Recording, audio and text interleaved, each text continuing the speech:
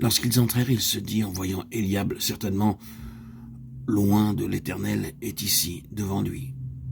Et l'Éternel dit à Samuel, ne prends point garde à son apparence et à la hauteur de sa taille, car je l'ai rejeté. L'Éternel ne considère pas ce que l'homme considère. L'homme regarde à ce qui frappe les yeux, mais l'Éternel regarde au cœur.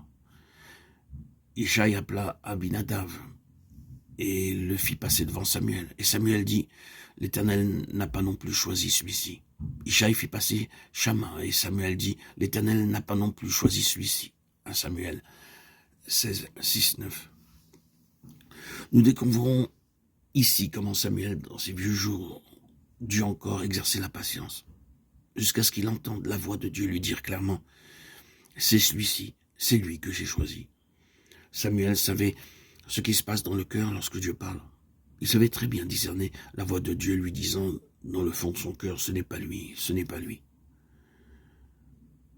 Ce principe est aussi applicable à chacun de nous.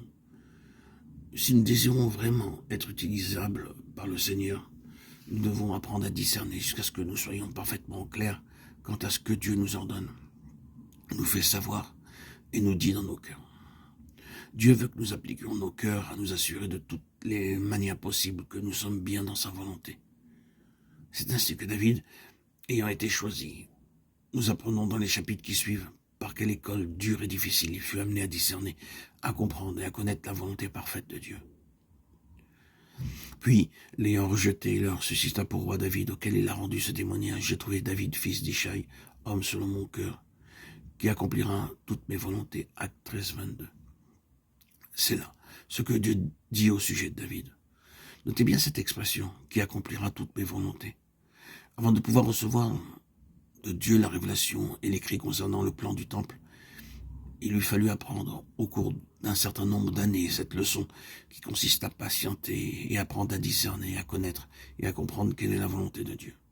J'ai trouvé David, mon serviteur. Je l'ai oint de mon huile sainte, ma main le soutiendra et mon bras le fortifiera. Psaume 89, 21, 22. Avec ce but en vue, Dieu a choisi David par le moyen de Samuel. Mais il dut tout d'abord leur enseigner la patience, à Samuel comme à David.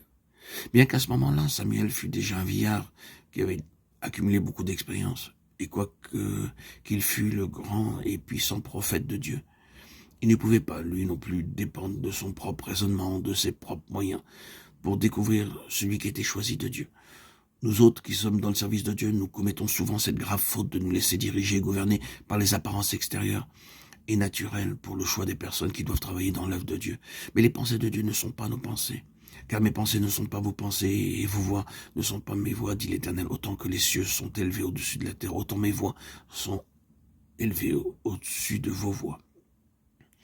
Ésaïe 55, 8, 9.